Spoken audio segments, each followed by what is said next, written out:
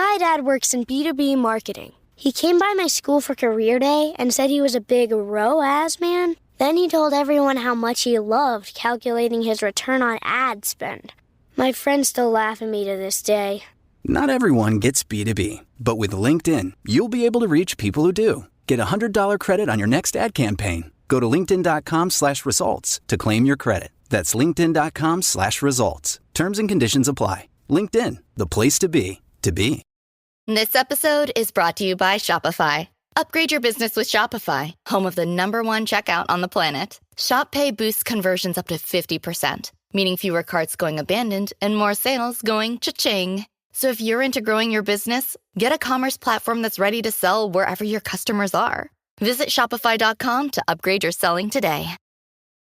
It's a Minimalist Monday edition of Optimal Living Daily. How to be a minimalist when you love stuff, by Antonia Colins of balancethroughsimplicity.com. And I'm Justin Malik.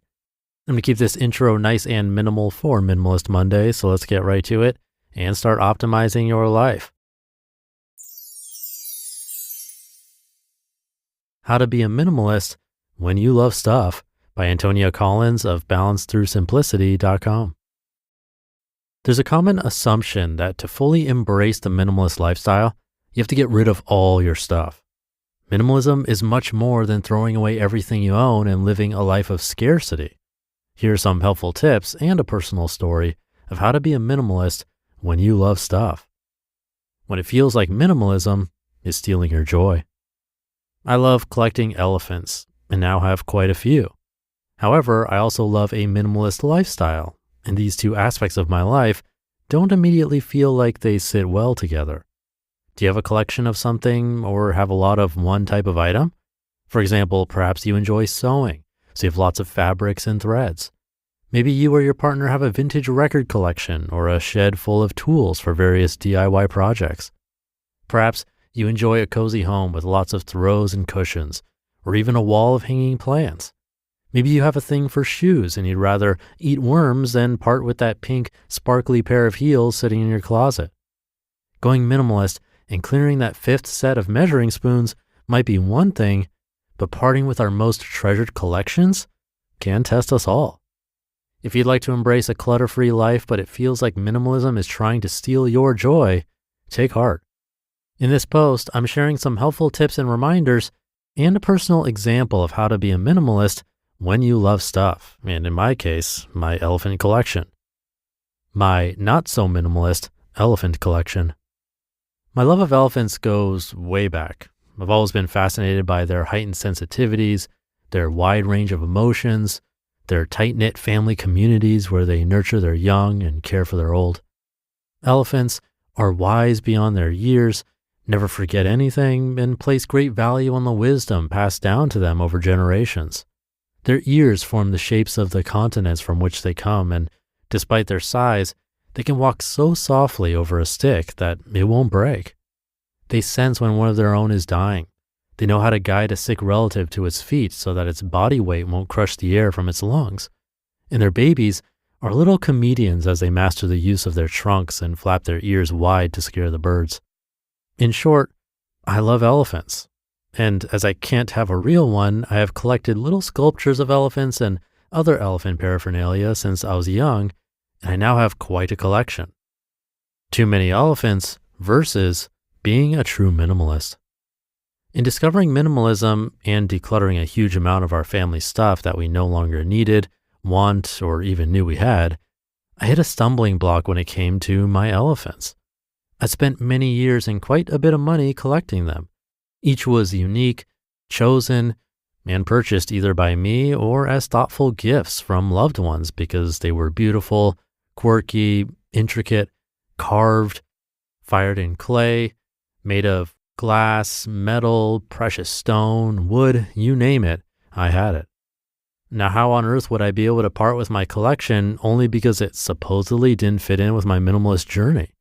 I couldn't just throw it all away or donate it to someone else because this was my collection, my choice of elephants, and represented a piece of my personality and something that I cared passionately about. I wondered if it was really possible for me to be a true minimalist, and I also worried that in becoming a minimalist, I'd have to make some sacrifices that I just didn't want to make. Minimalism is meant to have a positive impact, not spoil my fun and enjoyment of things. I felt confused, frustrated, and stuck. I wanted to pursue my minimalist experiment, but didn't want it to suck the joy from my life. I headed back to the drawing board, the internet, to see where I was going wrong. The minimalist lifestyle is about more than your stuff. As I trawled the internet for sources of inspiration and comfort, that minimalism was meant to be rewarding and fulfilling, not an exercise in deprivation, I began to learn that the minimalist lifestyle is about more than your stuff. I began exploring minimalism by decluttering my home, and it's still a great first place to begin your own minimalist journey. Yet, I hadn't fully appreciated that my physical stuff was just one part of the equation. It sure felt like a huge part as we had a lot of stuff and clutter, but I wasn't yet able to see beyond that clutter mountain. Once I began to really think about why I was clearing my clutter, exactly what I chose to keep and why, rather than just chucking it all out and hoping I wouldn't need it again, then things began to shift. I focused on the why of what I was doing rather than the act of getting rid of stuff. When I understood the why, I began to feel more comfortable in getting rid of some things and keeping others, like my elephants. In short, I began to learn that the minimalist lifestyle is about more than stuff. It's about asking yourself questions, identifying what's important, and making choices that align with what's important to you.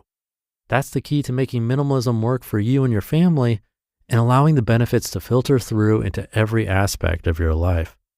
The minimalist lifestyle isn't just about the stuff in your home. It's about personal choice and intention. Minimalism and intentional living. On this site, I share lots of tips about decluttering, simplicity, and minimalist living. The thread that weaves them together is the art of intention. It's about defining what's important to you in life, from people to stuff and anything in between, and making space for more of what lifts you up and less of what brings you down. It's not about curating the perfect life, which isn't possible, but it is about curating the best life you can for yourself in whatever way that means to you. For some of us, this is made easier when we have less clutter in our lives. We have breathing space and room to focus on what's important.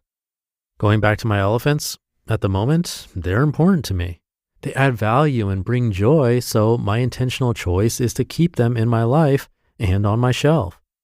If you're questioning how to be a minimalist when you love stuff, think differently. Move away from the common assumption that being minimalist means throwing everything out, and move toward considering it as a life of intentional, deliberate decision-making. Choose what brings you joy, happiness, peace, fulfillment, direction, and lean away from the things that drain you and take up space in your home, schedule, mind, and heart. This is, for me, the true spirit of a minimalist lifestyle, and there's plenty of room for my elephants. Conclusion. A minimalist lifestyle looks different for all of us because the decisions we take and what adds value to our lives are unique. There isn't a rule book or a one-size-fits-all form of minimalism that you have to follow to call yourself a true minimalist. In fact, if there is a rule about minimalist living, it's about remaining true to your priorities and values and making intentional decisions that align with those. If there's stuff in your home or your life that adds value in some way, it's okay to keep it in. Being mindful of when that value becomes just clutter is the key for how to be a minimalist when you love stuff. You just listened to the post titled, How to Be a Minimalist When You Love Stuff by Antonia Colins of balancethroughsimplicity.com, and I'll be right back with my commentary. Good taste is easy to spot, but hard to pin down. You know it when you see it. With your car, you want something sophisticated and daring, yet classic, approachable, but with an air of opulence. That's where the Range Rover Evoque comes in. The Range Rover Evoque is charisma in motion, art and craft in equal measure. Its exterior is a quietly bold expression of Range Rover DNA with a floating roof, continuous waistline, and three-dimensional grille that give it a captivating character. Inside, you'll find a calm, minimalist cabin anchored by a tactile gear shifter where clean lines, sumptuous materials, and advanced technology come together. Make a statement in the Range Rover Evoque. This elegant SUV elevates every drive, offering a new dimension of refinement and luxury. Whether you prefer a modern aesthetic or a warmer, authentic appearance, the Evoque's interior can be tailored to your taste. Ready to experience sophisticated design and premium materials in motion? Explore the Range Rover Evoque at LandRoverUSA.com. This episode is brought to you by Shopify. Upgrade your business with Shopify, home of the #1 checkout on the planet. Shop Pay boosts conversions up to 50%, meaning fewer carts going abandoned and more sales going cha-ching. So if you're into growing your business, get a commerce platform that's ready to sell wherever your customers are. Visit Shopify.com to upgrade your selling today. Thank you to Antonia. A little paragraph worth repeating. Quote, once I began to really think about why I was clearing my clutter, exactly what I chose to keep and why, rather than just chucking it all out and hoping I wouldn't need it again, then things began to shift, end quote. I know we've heard this on the show before, but if you're newer here, it could be surprising to hear that minimalism really isn't about decluttering or counting the number of items we have. It often starts that way because it's something we can all understand quickly.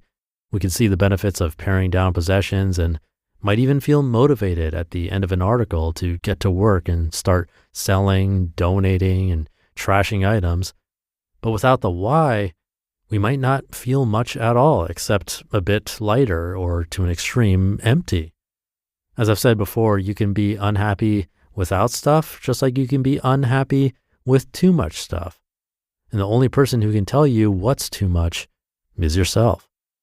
So stay on that journey of figuring out your why. Have a great rest of your Minimalist Monday and start to your week. And I'll see you tomorrow where your optimal life awaits.